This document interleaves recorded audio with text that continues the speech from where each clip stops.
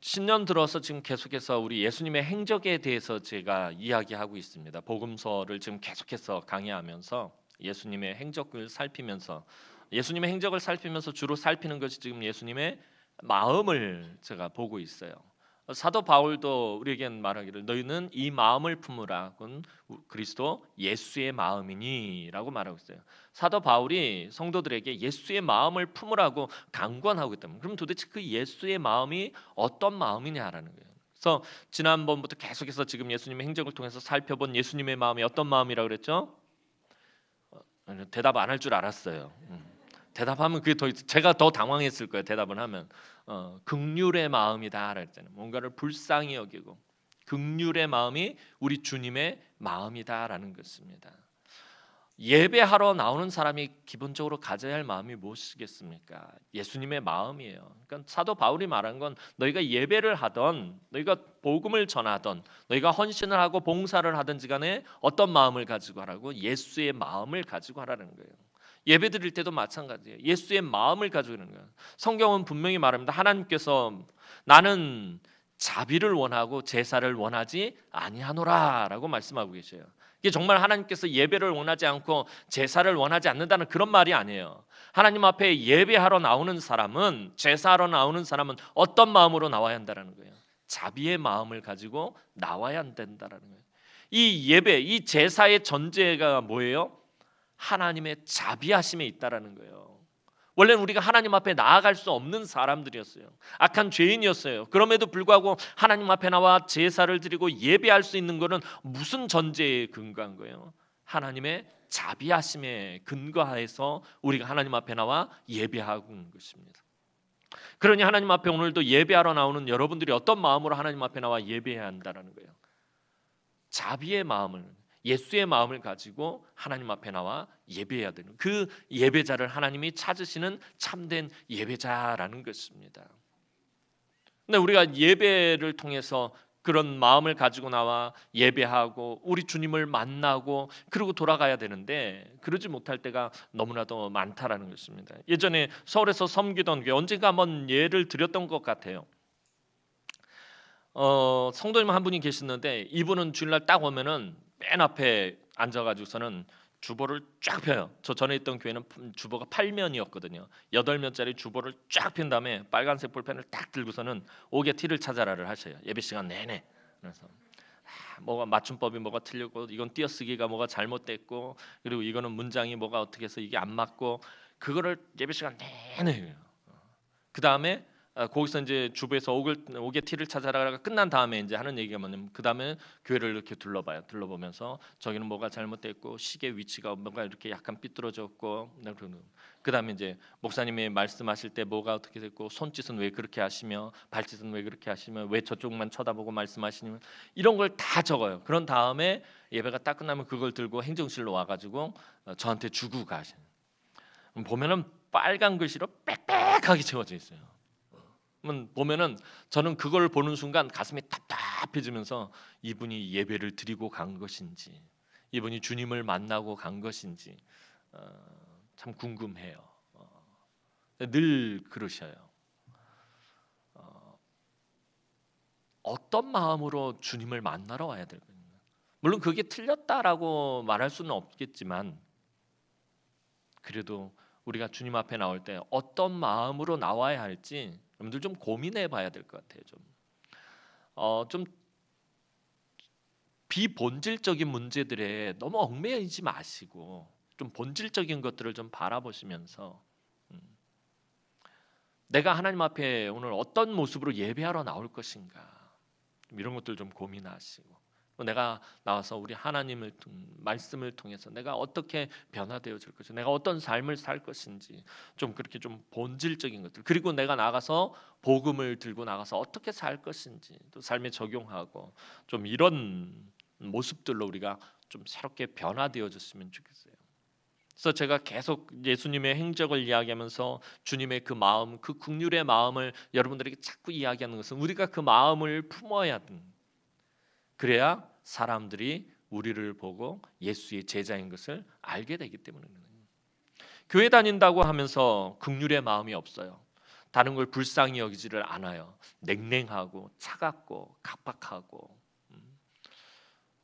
그러면 아무도 우리가 예수님의 제자인 줄 모른다라는 것입니다. 오늘도 우리 예수님의 그 모습을 통해서, 그 행적을 통해서, 그 말씀을 통해서 예수님의 마음을 우리의 마음에 좀 품었으면 좋겠습니다. 예수님은 갈릴리에서 아주 정신없이 바쁜 나날을 보내고 계셨습니다. 병든 자들을 고쳐주시고 또 하나님 나라를 가르쳐주시는 일로 눈코 뜰 새 없이 정말 바쁘셨어요. 예수님 공생의 기간 정말 바쁘셨어요. 하루도 쉬실 날이 없이 늘 그렇게 바쁘게 사셨습니다. 오늘 본문의 사건이 있던 날도 어김없이 수많은 사람들이 예수님 앞으로 모여들었습니다. 그 날을 마가는 오늘 4장 1절에서 우리가 읽지는 않았지만 4장 1절에서 이렇게 기록하고 있습니다. 4장 1절 말씀 한번 보도록 하겠습니다. 시작.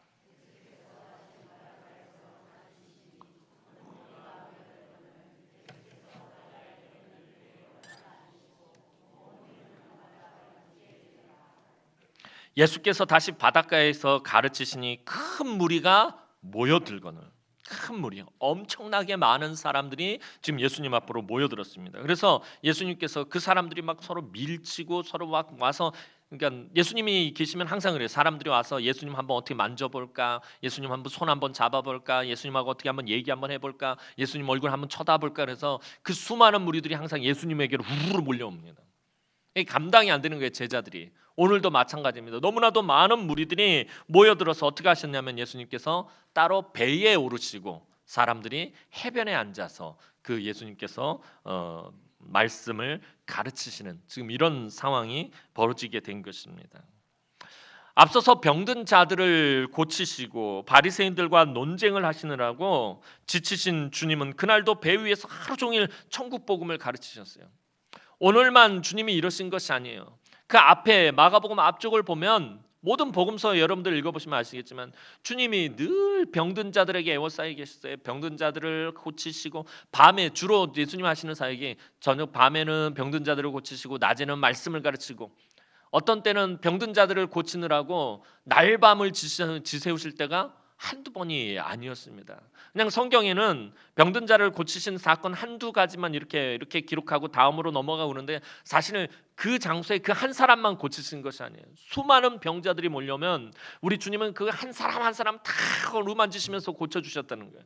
전에 말씀드린 것처럼 저 같으면 병든 사람들 다 모여 그러면서 이렇게 한 자리에 다 모고 이 줄 세워서 만나면 다 나을지어다 딱 그러고서 이렇게 끝내버릴 텐데 주님은 그렇게 안 하시고 한 사람 한 사람을 탁 어루만지시고 그렇게 하셨다는 거예요. 또 병을 다 고치시고 난 다음에는 천국 복음을 가르치시느라고 정말 애쓰시고 그렇게 고생하셨어요. 뿐만 아니라 또 바리새인들과 논쟁을 합니다. 안식일 논쟁부터 시작해가지고 이 바리새인들을 비롯한 사두개인들, 서기관들이 얼마나 예수님 진을 빼놨는지 몰라요. 와가지고 하나하나 트집을 잡아가면서 말꼬리를 자꾸 늘어지고 어떻게 해서든지 허물을 잡을까 해가지고서는 늘 예수님과 논쟁을 벌이고, 안 그래도 예수님 지금 다른 사역들 하시기에 너무 바쁘신데 이 바리새인들까지 와가지고서는 예수님의 진을 다 빼놓는 것이었습니다. 그렇게 지치신 주님은 그날도 배 위에서 하루 종일 천국 복음을 가르치셨습니다. 주님은 해가 질 때까지 말씀을 가르치셨어요. 그 지친 몸을 가지고 해가 질 때까지 말씀을 가르치셨다는 거예요. 35절, 오늘 본문 말씀인 35절 말씀 보도록 하겠습니다. 35절 말씀입니다. 시작.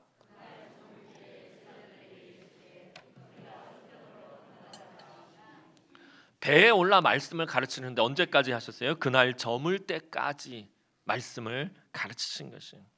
마가는 당시의 사건을 기록하며 그날 저물 때라고 표현하고 있습니다. 저는 이 그날 저물 때가 되게 마음에 확 꽂혔어요.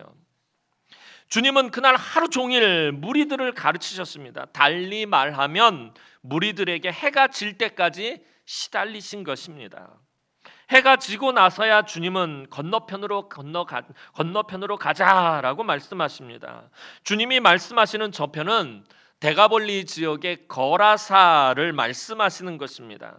왜 주님은 그 지친 몸을 이끌고 대가볼리 지역의 거라사로 지금 가시려고 하는 거예요? 해가 지고서 밤이 됐는데 왜 그곳으로 가시려고 하시는 것입니까? 거기에는 여러분이 잘 아시는 너무나도 유명한 군대 귀신 들린 사람이 있는 곳이기 때문입니다. 그를 고쳐주시기 위해 주님은 지친 몸을 이끌고 건너편으로 지금 가시기를 원하셨습니다. 하루 종일 사람들을 가르치시고 해가 질 무렵에서야 주님은 움직일 수 있었습니다. 사람들이 놓아주질 않아서 그곳에서 사람들을 계속 가르치시고 그들을 상대하시느라고 해가 질 땐 무렵에서야 주님은 비로소 움직일 수 있었습니다. 그때를 마가는 저물 때라고 표현하고 있는 거예요. 근데 이게 마가의 의도성이 있는 표현이에요. 해가 저물 때, 그날 저물 때, 우리 인간들에게는 저물 때, 해가 저무는 그때가 어떤 시각입니까? 우리는 하루를 마치는 시간이에요. 그죠? 해가 저물 때 직장 다니는 사람들은 해가 저물기만을 바라잖아요. 아침에 출근하면서 빨리 퇴근하고 싶으니까. 해가 저물 때는 하루를 마치는 시간입니다. 일이 끝나는 시간입니다. 그리고 집으로 돌아가서 쉬어야 하는 시간입니다. 이것이 인간의 시간에 의하면 저물 때를 말하는 것입니다. 하지만 하나님의 시간은 전혀 다르다라는 것입니다. 인간에게는 저물 때가 쉬는 시간이고 일을 마치는 시간이지만 하나님에게 시간에서는 이 저물 때가 하나님의 시간으로는 하루가 시작되는 시간이다라는 것입니다. 창세기 1장을 보면 하나님이 천지를 창조하실 때 저녁이 되고 아침이 되니 이는 첫째 날이더라. 저녁이 되고 아침이 되니 이는 둘째 날이더라 라고 말씀하고 계세요. 하나님의 시간 개념은 저녁이 되고 아침이 되어야 하루가 지난 것입니다. 그러니까 하나님 시간에서는 저녁 될 무렵, 해질 무렵이 하루가 시작되는 거예요. 그렇다면 마가가 본문 35절에서 저물 때라고 말하는 것은 의도적인 표현인 것입니다. 예수님은 지금 무엇인가 새로운 일을 시작하시려 한다라는 것을 암시하는 것입니다. 그래서 주님은 저물 때에 저편으로 건너가자라고 말씀하신 것입니다. 즉 오늘 본문에 있었던 일들은 모두가 전적으로 주님이 의도하시고 주님이 명령하시고 주님이 움직이신 일입니다. 건너편 거라사 광인을 고치기 위해 주님은 제자들을 이끌고 거라사로 길을 잡으셨습니다. 새롭게 시작하셨습니다. 주님은 그렇게 쉬지도 못하고 움직이셔야 했습니다. 1절에서 주님은 무리들을 가르치기 위해 배에 오르셨고 하루 종일 그 배에서 내리지도 못하시고 바로 건너편으로 가신 것입니다. 교시 36절 말씀입니다. 36절 말씀 보도록 하겠습니다. 시작.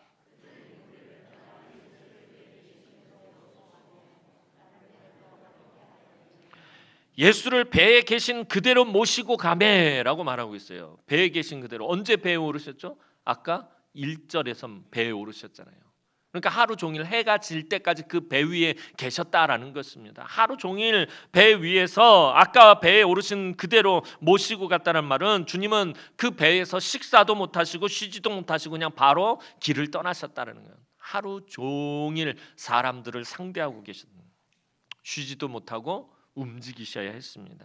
그런데 주님이 이렇게 계획하시고 주님이 명령하시고 주님이 함께 가는 이 길에 주님이 시작하신 이 길에 제자들이 무엇을 만나게 되죠? 오늘 말씀 보니까 큰 광풍을 만났다는 거예요. 37절 말씀 보도록 하겠습니다. 37절 말씀입니다. 시작.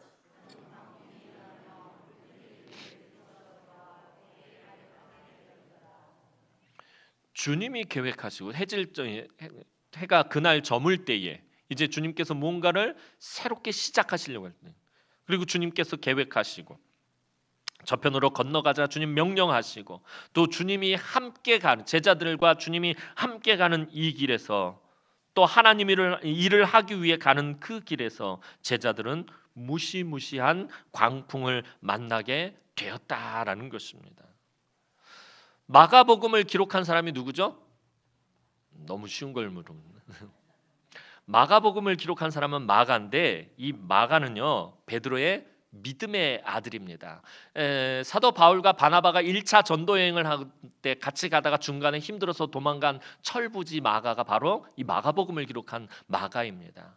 그 후에 마가의 믿음이 자라고 성장하고 베드로 밑에서 훈련을 받으면서 베드로의 믿음의 아들처럼 자라면서 복음서를 기록했는데 그것이 마가복음이에요. 그러니까 마가복음은 마가가 누구의 이야기를 듣고서는 기록한 것입니까? 베드로의 이야기를 듣고 기록한 것이에요. 그러다 보니까 베드로의 견해가 많이 포함된 복음서가 바로 이 마가복음입니다. 그래서 이 마가가 말하는 오늘 이 37절에서 말하는 큰 광풍이란 어떤 의미일까요? 그럼 베드로가 말해준 광풍이에요. 그러니까 마가가 말하는 이 광풍이란 갈릴리에서 나고 자라고 물고기를 잡았던 능숙한 베테랑 어부였던 베드로도 지금까지 본 적이 없었던 폭풍을 말하는 것입니다. 이 큰 광풍, 마가가 기록한 이 큰 광풍은 마가가 경험한 광풍이 아니라 이 자리 그 시간에 있었던 베드로가 경험한 큰 광풍이에요. 그런데 베드로가 이 갈릴리에서 나고 자라고 이곳에서 물고기를 잡으면서 살았던 사람이에요. 이 갈릴리를 손바닥처럼 보는 사람이 이 베드로였고요. 그런데 그 베드로가 지금까지 살아오면서 한 번도 경험해 본 적이 없는 그런 폭풍을 만났다라는 것입니다. 영어 번역본을 보면 이 큰 광풍을 비를 동반한 매우 성난 그리고 격노한 폭풍이라고 이렇게 표현되고 있습니다. 지금 주님과 동행하고 주님과 함께 하나님의 일을 하기 위해 가던 제자들은 여태껏 경험해 보지 못한 엄청난 바람을 만나게 된 것을 지금 마가가 표현하고 있는 것입니다. 여기서 우리가 알아야 할 것은 하나님의 일을 한다고 해서 풍랑을 만나지 않는 것은 아니다라는 것입니다. 지난번에 우리 부흥회 할 때 정갑신 목사님 첫날도 그때는 이 누가복음 본문을 가지고 했던 것 같은데 우리가 주의 일을 한다고 해서 고난이 없는 게 아니에요. 예수를 믿는다고 해서 우리 삶에 환난이 없는 것은 아니다라는 것을 간접적으로 지금 말해주고 있는 것입니다. 우리가 이 믿음의 길을 걸어간다라는 것은 다시 말하면 환난을 감당하며 주님이 명령하신 길을 가야 하고 고난을 감내하며 주님과 함께 가야 한다라는 것을 말해주고 있는 것입니다. 예수를 믿는다고 해서 고난이 없는 것이 아닙니다. 예수를 믿는다고 해서 늘 형통한 삶을 살게 되는 것 아니다라는 것입니다. 그런데 이런 상황에서 주님의 모습이 조금 이상합니다. 큰 광풍이 불어서 완전 배가 지금 침몰할 정도로 지금 위급한 상황인데 주님의 모습은 이상하다라는 거예요. 주님의 말씀에 따라 주님과 함께 가다가 큰 광풍을 만났다면 우리 무엇을 기대합니까? 주님이 빨리 어서 속히 이 문제를 해결해 주기를 기대합니다. 그런데 주님은 전혀 그런 관심이 없는 것 같이 보입니다. 38절 말씀 보도록 하겠습니다. 38절 말씀입니다. 시작.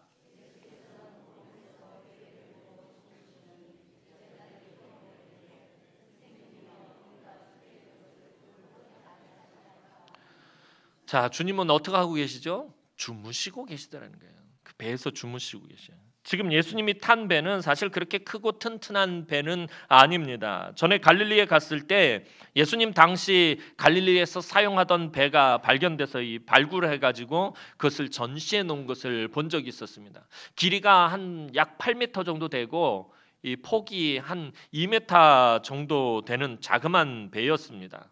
오늘 베드로가 한 번도 경험해 보지 못한 광풍을 이겨내긴 너무나도 약한 배, 그 배에 지금 주님께서 타셨는데 주무시고 계시다는 거예요.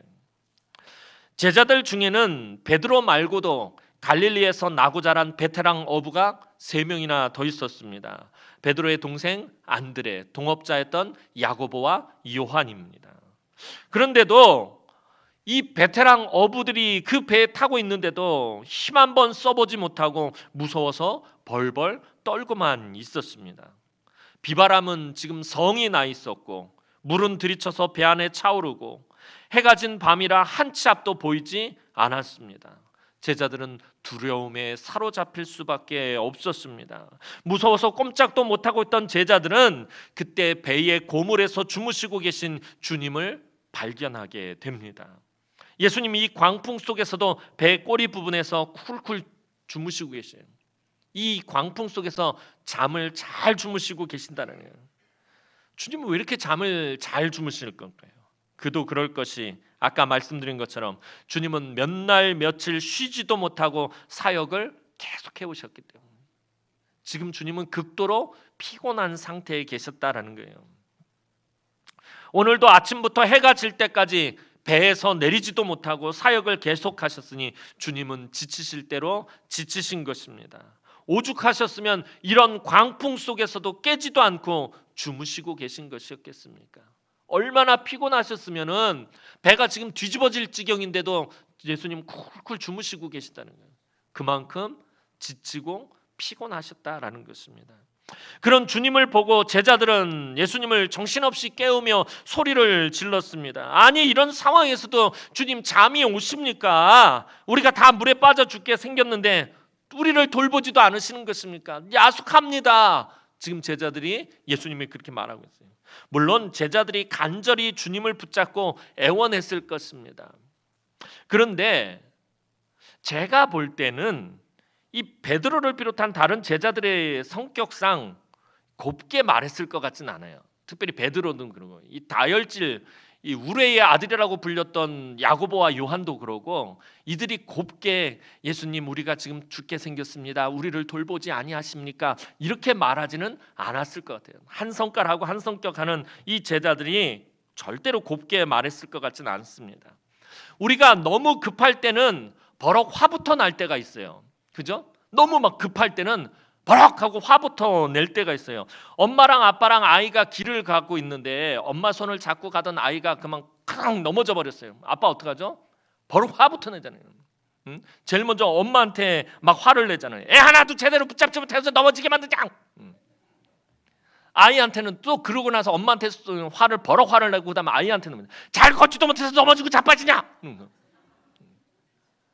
애가 넘어져서 무릎이 까져서 피가 나는데 가가지고 아이고 이게 아니라 버럭 너무 급하니까 화부터 낼 때가 있다라는 거죠. 아마도 제자들이 예수님을 깨울 때의 뉘앙스를 우리 경상도 말로 표현하자면 아마 이랬을 거예요. 제자들 베드로가 막 예수님 깨우면서 뭐라고 그랬을까요? 아 좀! 아마 이러지 않았을까 싶어요. 곱게 고분고분 말할 성격의 베드로가 아닙니다. 그리고 주님이 바람을 잠재우십니다. 그러고 났을 때 제자들이 뭐라고 합니까? 그가 누구이기에 바람과 바다도 순종하는가? 라고 말한 것으로 보아 제자들은 아직 주님이 어떤 분이신지 잘 알지 못하던 상태였으니 더 그랬을 것입니다. 제자들 입에서 버럭 큰 소리가 나올 수밖에 없었을 것입니다. 예수님이 어떤 분인지 아직 제대로 파악이 안 되는 상태니까. 예수님이 어떤 분인지 예수님의 정체성에 대해서 아직 제대로 알지 못하고 있으니까 이런 상황에서 버럭 화부터 아마 냈을 것입니다. 한편으로 오늘 본문을 보면서 이 사건이 기록된 복음서의 이야기들을 보면은 한편으로 참 안쓰러운 것이 우리 주님 그렇게 피곤하신데도 쉬고 싶어도 제대로 쉬지도 못하는 하나님의 아들이시다라는 거예요. 우리 주님 이렇게 복음서를 보면 참 쉬고 싶은데 제대로 쉬지도 못하시더라는 것입니다. 제자들이 정신없이 깨우자 주님은 즉시 바람을 잠재우셨습니다. 39절 말씀 보도록 하겠습니다. 39절 말씀입니다.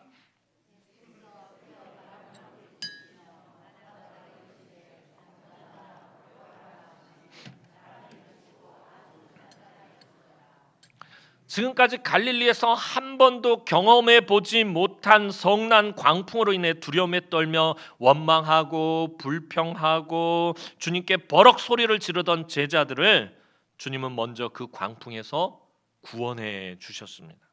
그리고 순식간에 그 성난 광풍은 잔잔해졌습니다.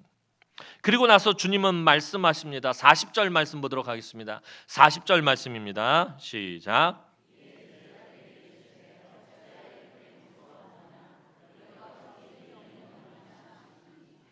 오늘 사건에서 예수님이 움직이신 그 단계, 그 순서를 잘 살펴봐야 합니다. 제자들이 주님을 깨웠을 때 주님은 제일 먼저 제자들이 지금 처한 위급한 문제부터 해결해 주셨으며 그들을 보호하시고 안심시키셨습니다. 그런 후에 물어보시고 제자들에게 믿음을 요청하셨습니다. 예수님은 제자들을 꾸짖거나 야단부터 치신 것이 아니라 안심부터 시키셨다는 거예요. 제자들이 막 정신을 좀 예수님 좀 깨서 빨리 어떻게 좀 해주십시오. 예수님 물이라도 좀 푸고 노라도 좀 같이 져주세요. 막 이럴 때 예수님께서 깨셔가지고 버럭 화를 내시면서 제자들의 믿음 없음을 먼저 꾸짖고 그들을 막 야단부터 치신 것이 아니라 지금 위급한 문제부터 해결하셨다는 거예요. 제자들을 먼저 안심부터 시키셨다라는 것입니다. 주님은 믿음 없는 제자들을 꾸짖으신 것이 아니라 오히려 바람과 바다를 먼저 꾸짖으셨다라는 것입니다. 예수님의 제자 훈련은 제자들을 안심시키는 것에서부터 시작하고 있다는 거예요. 제자들을 책망하고 꾸짖는 데서부터 시작한 것이 아니라 제자들을 안심시키신 그 일에서부터 예수님의 제자 훈련은 시작하고 있다라는 것입니다. 예전에 LPGA에서 처음으로 그 우승을 했던 그 골프 여제 박세리 선수가 인터뷰하는 것을 보았습니다.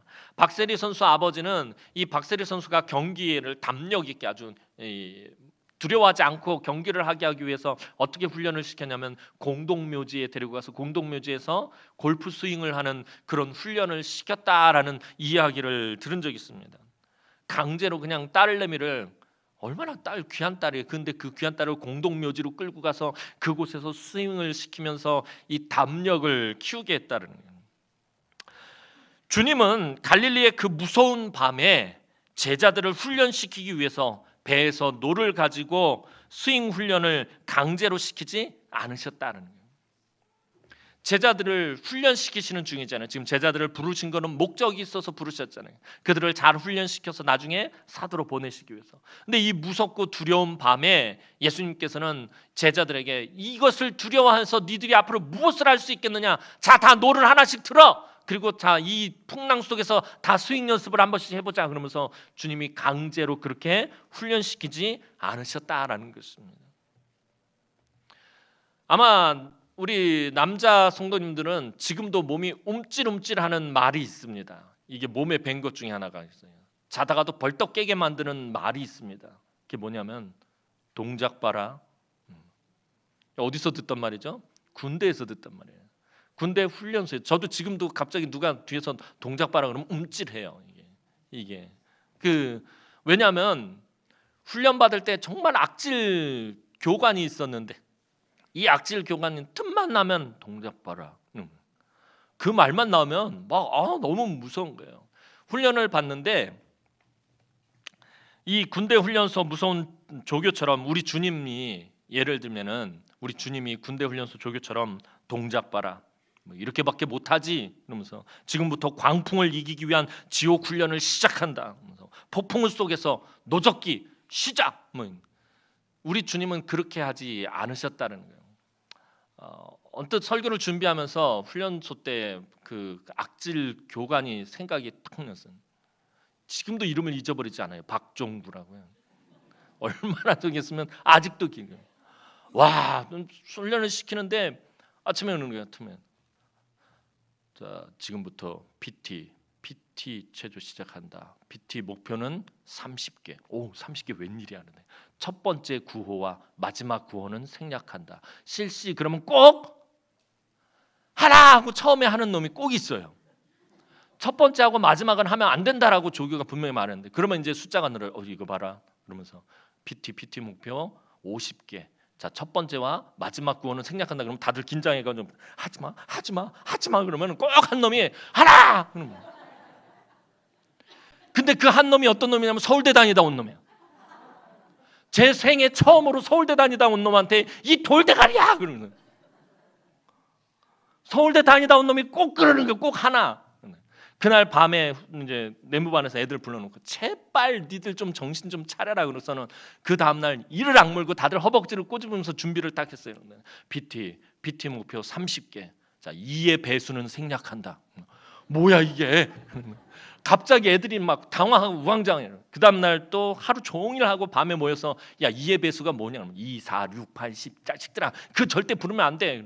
그 다음날 딱 시작하면 또 그래요. 조교가 BT 목표 30개, 2와 3의 배수는 생략한다. 으아! 그날 밤에 또 모여가지고요, 2와 3의 배수를 막 세우고 다 외워요. 그럼 그 다음날 되면은 애들이 이제 막 정신 바짝 차리고 있잖아요. 그럼 조교 가서 또 그래요. BT 목표 30개, 소수는 생략한다. 소수가 뭐야 도대체? 소수가 하여튼 사람 괴롭히는 데는 아주 이골이 난 교관이었어요. 지금도 제가 오죽했으면 그 이름까지 기억한다는 거예요. 무슨 얘기하다 여기까지 했죠? 우리 주님이 제자들을 훈련시킬 때 그렇게 강제적으로 억지로 그렇게 훈련시키지 않으셨다라는 것입니다.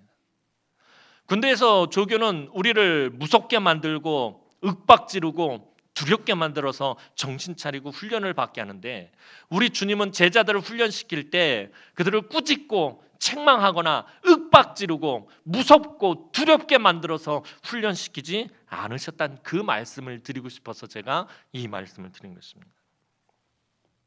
우리 주님은 제자들이 너무나 무서워서 소리를 지르고 참을 수 없는 두려움에 벌벌 떨며 혼란스러워하는 것을 기뻐하지 않으셨다는 거예요. 두려워서 떨고 있는 그 제자들의 모습을 주님은 기뻐하지 않으셨다는 거예요. 주님은 마치 엄마가 넘어지려고 하는 아이를 잽싸게 엄마 품에 끌어안는 것처럼 두려움에 떨고 있는 제자들을 끌어안으셨다는 거예요.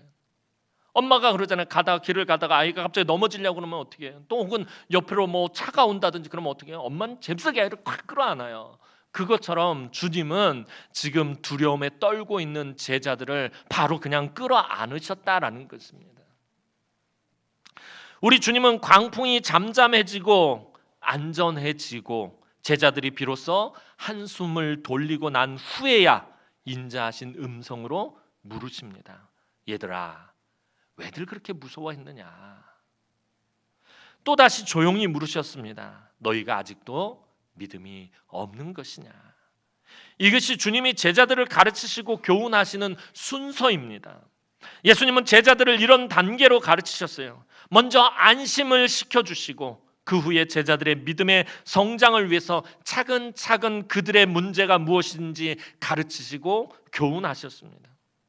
우리 주님은 배고픈 자는 먼저 배불리 먹인 후에, 슬픔에 빠진 자는 먼저 따뜻하게 위로하신 후에, 병이 들어 아픈 사람은 먼저 어루만지시고 치료하신 후에야 비로소 그들의 문제가 무엇인지 함께 확인하고 교훈하셨다라는 것입니다. 물론 예수님이 제자들을 한 번도 책망을 안 하시거나 꾸짖지 않으신 것은 아닙니다. 필요에 따라 예수님도 꾸짖고 책망하셨습니다. 아주 심하게 책망하실 때도 있으셨습니다. 하지만 꾸짖고 책망하시는 것이 예수님의 목적은 아니었습니다. 늘 말씀드리지만 우리를 향하신 하나님의 목적은 심판도 징계도 멸망도 책망도 아닙니다. 우리를 향하신 하나님의 계획과 목적은 치료와 회복과 영생과 구원입니다. 백성들을 공포로 다스리는 것은 사탄의 방법입니다. 병에 걸리는 것 뒤에는 귀신이 있다고 해서 겁을 집어먹게 만드는 것은 사탄이 하는 짓거리입니다. 아버지가 죄가 많아서 그 아들이 저주를 받는다고 억압하는 것도 사탄의 술수입니다. 내가 죄가 많아 하나님이 나를 버리셔서 내가 이렇게 고난을 당하고 아픔을 당한다고 낙심하게 만드는 것도 사탄의 간계입니다.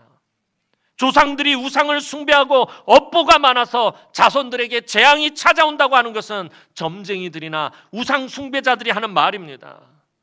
성령 하나님께서 주시는 거룩한 두려움이 아니라면 그 외의 모든 것은 다 사탄이 주는 것입니다. 인자하시고 긍휼이 많으신 우리 주님은 제자들의 두려움과 원망과 불평을 당신의 심장으로 받으시고 평안으로 바꾸어 되돌려 주셨습니다.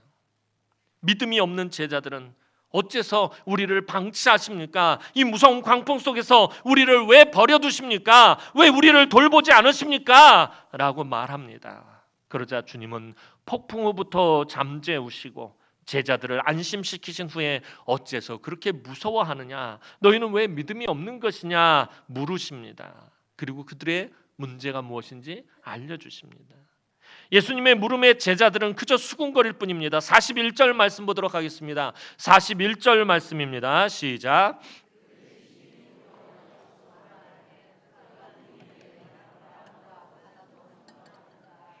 지금 제자들의 문제가 무엇입니까?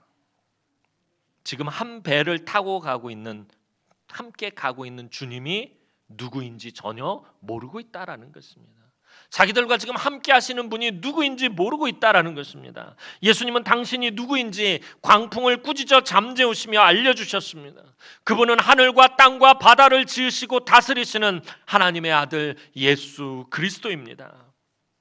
마가는 마가복음을 시작하며 이 점을 분명히 하면서 복음서를 시작하고 있다는 거예요.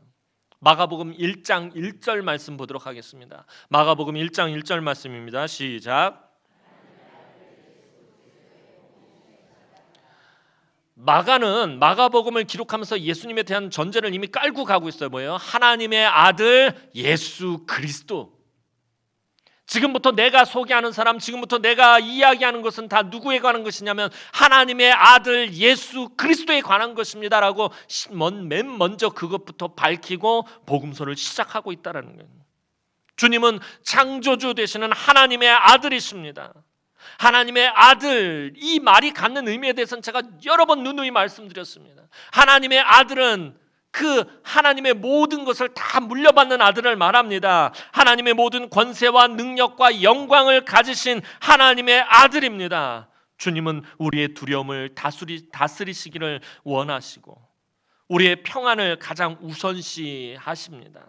주님 분명히 말씀하셨습니다. 요한복음 14장 27절 말씀 보도록 하겠습니다. 요한복음 14장 27절 말씀입니다. 시작.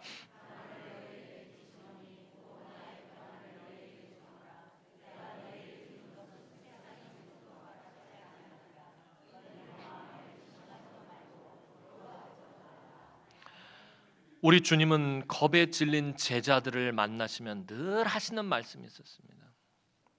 나니 두려워하지 말라. 나다. 제자들이 갈릴리에서 광풍을 만난 사건 이거 말고도 또 있습니다. 그거 외에도 또 여러 가지 두려운 상황 가운데면 주님이 나타나셔서 제자들에게 제일 처음 하신 말씀이 딱 그거예요. 나니 두려워하지 말아라. 나다. 내가 지금 너희와 함께하기 왔다. 무서워하지 말고 안심해라 라고 주님은 그것을 제일 먼저 말씀하신다는 거예요. 사랑하는 성도 여러분, 오늘 사건을 보면 믿음은 세 가지 단계가 있음을 볼 수 있습니다. 첫 번째 단계는 예수님을 믿기만 하면 아무 문제 없이 만사 형통할 것이라는 믿음입니다. 아까 처음 서두에 말씀드렸던 것처럼 예수 믿으면은 아무 문제 없고 예수 믿으면 복 받고 만사 형통하고 아무런 문제가 없을 것이다라는 건 이게 첫 번째 단계입니다. 예수님을 따라가면 인생의 광풍 같은 것은 없다고 믿는 단계입니다. 두 번째 단계는 광풍이 밀려와도 믿음만 있으면 이길 수 있다라는 믿음의 단계입니다. 첫 번째 단계를 뛰어넘은 것이죠. 첫 번째 단계는 예수를 믿으면 아무런 어려움이 없을 것이다, 고난이 없을 것이다 라고 생각하는 믿음입니다. 두 번째는 내가 예수를 믿고 살아가다가 광풍과 같은 어려움이 온다 할지라도 믿음이 있으면 이겨낼 수 있다라는 그런 믿음이 이게 두 번째예요. 예수님을 따라가도 고난이 찾아오지만 내가 열심히 충성하고 봉사하고 헌신해도 어려움이 찾아오지만 그 고난을 믿음으로 이겨낼 수 있다라는 믿음의 단계입니다. 우리는 보통 여기까지만 생각을 합니다. 이것만 해도 사실 대단한 믿음이죠. 그리고 이것이 믿음의 끝이라고 생각을 합니다. 고난이 찾아왔는데 그 고난을 믿음으로 이겨낼 수 있다는 것, 이거 얼마나 대단한 믿음이에요. 그렇죠? 그리고 이것이 우리가 생각하는 믿음의 최종 단계라고 생각을 합니다. 그런데 숨겨진 세 번째 단계가 있습니다. 그것은 광풍이 불어 배가 뒤집혀도 혹은 그로 인해 내가 죽게 되더라도 그것이 하나님의 뜻이며 내가 하나님의 그 뜻 앞에 순복할 수 있다라는 믿음입니다. 광풍이 몰려와도 믿음으로 이겨낼 수 있다라는 믿음, 그 믿음이 두 번째. 그 다음 세 번째 단계가 뭐냐면 광풍이 밀려와서 배가 뒤집어지고 내가 그 광풍 속에 죽게 되더라도 그것은 하나님의 뜻이며 난 그 하나님의 뜻 앞에 순복할 수 있다라는 믿음입니다. 오늘 날이 저물 때 제자들은 첫 번째 단계에서부터 당황하고 두려워한 것입니다. 예수님이 계획하셨고 예수님이 명령하셨고 예수님과 함께 가는데 광풍이 일 것이라고 생각도 상상도 못하고 있었습니다. 그런데 큰 광풍이, 그들이 갈릴리에서 한 번도 경험해보지 못한 광풍이 찾아왔습니다. 첫 번째 단계에서 당황하고 두려워한 것입니다. 우리 가운데 이렇게 첫 번째 단계에 있는 성도들도 있을 것입니다. 이 첫 번째 단계를 넘어서서 두 번째 단계에 올라와 있는 성도들도 있을 것입니다. 삶에 그렇게 큰 광풍이 몰려와도 그 가운데 있으면서 내가 믿음으로 이겨낼 수 있다, 주님이 나와 함께 하니까 내가 이겨낼 수 있다라는 그런 단계에 있는 우리 성도들 분명히 있을 것입니다. 하지만 우리 주님이 궁극적으로 원하시는 믿음은 세 번째 단계 믿음입니다. 주님은 세 번째 단계까지 우리를 끌어올리시기를 원하시고 제자들을 그 세 번째 단계의 믿음까지 끌어올리시기를 원하십니다. 그런데 내가 첫 번째 단계에 있다고 해서 실망할 필요도 없고요. 내가 첫 번째 믿음의 단계에 있다고 해서 비난받아서도 안 됩니다. 왜냐하면 주님도 꾸짖지 않으시기 때문이에요. 첫 번째 단계에 있다고 주님 꾸짖지 않으십니다. 주님이 가장 먼저 갖는 관심은 그 가운데서 우리의 평안이다라는 거예요. 첫 번째 단계이든 두 번째 단계이든 세 번째 단계이든 우리에게 평안을 주시기를 우리 주님은 원하신다라는 것입니다. 책망이나 교훈은 그 다음 문제입니다. 주님은 제자들을 먼저 안심시키시고 평안을 주시기를 원하신다라는 것입니다. 그래서 우리가 삶의 여러 가지 힘들고 어려운 문제들과 광풍처럼 몰아쳐오는 고난 앞에서 무서워 허둥대고 있으면 주님은 먼저 우리를 어루만지시며 다독여 주십니다. 믿음이 없다고 말씀하시기 전에 우리를 두려워 떨게 만드는 성난 광풍을 잠재우시고 넘치는 바다를 잠잠하게 하십니다. 지금 여러분의 삶에 광풍이 불고 한 치 앞도 보이지 않아서 두려워하고 때로는 원망하고 불평해도 우리를 향하신 주님의 그 긍휼의 마음은 변함이 없으시다라는 것입니다. 그러므로 우리가 믿음의 주여 온전하게 하시는 이신 예수만 바라볼 수밖에 없는 것입니다. 오늘도 이 예배를 통해서 여러분을 어루만져 주시고 평안을 주시기를 원하시는 주님을 만나고 돌아가시기 바랍니다. 그 주님을 통해 여러분의 믿음이 다음 단계로 자라고 성장하고 또 그때마다 주시는 주님의 그 평안을 누리며 우리 주님을 기쁘시게 하는 우리 남흥의 성도들이 되기를 주님의 이름으로 축원합니다. 기도드리겠습니다. 사랑과 은혜가 많으신 아버지 하나님, 은혜와 사랑을 진심으로 감사를 드립니다. 오늘도 하나님 사랑하는 주의 귀한 성도들이 하나님 앞에 나와 예배하고 저들이 돌아갑니다. 하나님, 우리 성도들 삶 가운데서 어떤 삶을 사는지 부족한 종은 알 수 없사오나 우리 주님은 잘 아시는 줄 압니다.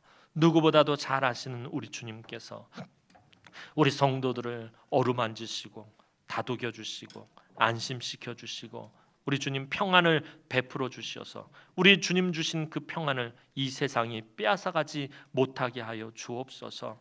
그리고 우리 주님을 만나고 우리 주님과 함께 그 믿음이 자라나서 예수 그리스도의 장성한 분량까지 자라나는 우리 성도들이 되어질 수 있도록 하나님 은혜를 베풀어 주옵소서. 그리고 우리 성도들이 삶 가운데서 두려워할 때마다 근심하고 걱정하고 염려할 때마다 우리 주님께서 우리 성도들을 안심시켜 주시고 주님 친히 예비하신 그 평안을 허락하여 주시옵소서. 그래서 그 광풍이 몰아치는 것 같은 삶의 현장에서 우리 성도들의 믿음이 자라고 성장할 수 있도록 하나님 은총을 베풀어 주옵소서.